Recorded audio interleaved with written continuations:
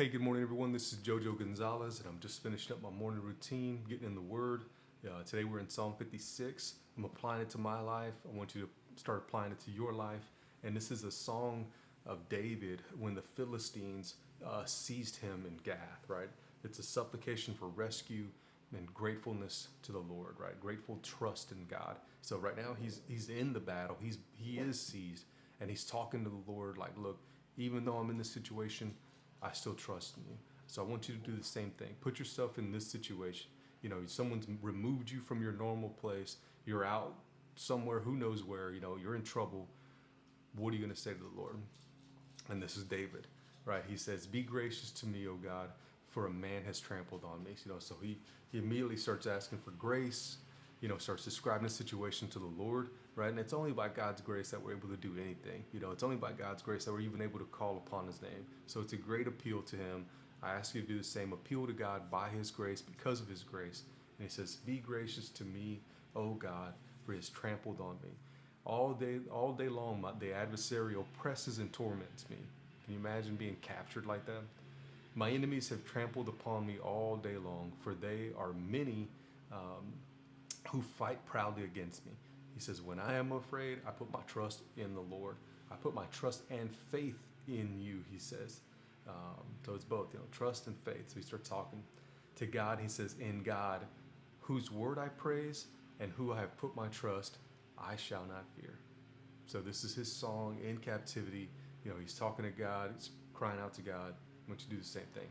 Then he says this. He says, "What can mere man do to me? What can mere man do to you?" Right? And he says, "All day long they twist my words. They say hurtful things. All their thoughts are against me. Against me are evil. They attack me.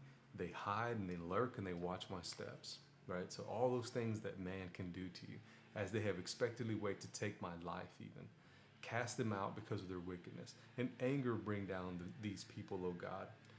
He says, you have taken my account into my wandering. And then he says, "Put my tears in a bottle." He says, "Are they not recorded in your book?"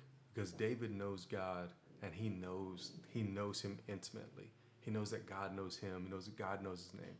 Today, I'm telling you, God knows your name. God knows every tear, every hurt, every problem, every trouble, every prayer God has heard. He has.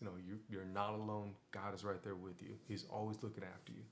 So this is a good account of him. He's like, even though I'm crying, even though I'm out here hurting and struggling, I know God is writing those things down, making sure that he knows where I'm at. God hasn't lost David either, even though he's going through a tough time. He says in verse 9, "Then my enemies will turn back in the day when I call. This I know, that God is for me. In God whose word I praise. In the Lord whose word I praise. In God have I put my trust and confident reliance. I will not be afraid." So where's your trust? Where's your confidence? Where's your reliance on? Where's your praise going? Where's your righteousness? That righteousness. Who are you worshiping in your life? So it's a good just check right there to say, okay, where are you at right now? And he says, "What can man do to me? Your vows are binding upon me, O God.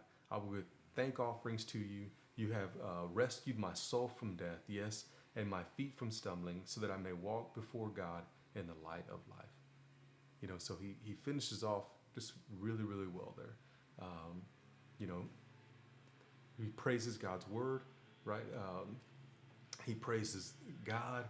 He puts his trust in him, puts his reliance in him, right? And then in the end, he's just like, "Man, even though I'm still in captivity, you've already rescued my soul from death, my eyes from tears, my feet from stumbling, so that I walk before you in the land of the living." It's for that purpose that God saves us, so that we continually walk before him, praising him, honoring him, giving him glory, and then just living that out in our life and sharing that with others. So I'm glad David sees that. I'm glad David writes that down. So we're not just saved because we're good necessarily or whatever. We're all here for a purpose. We're all here for a reason. Share that love of God with others. Share your testimony with others. Allow others to see that light in you, so that they can say, "Yeah, man, You know, I want to. What do you believe in? You know, how would you handle the situation? And you can start talking to them about the Lord. So good stuff, man. Um, I got to run, but think about these things. You go about your day. God bless.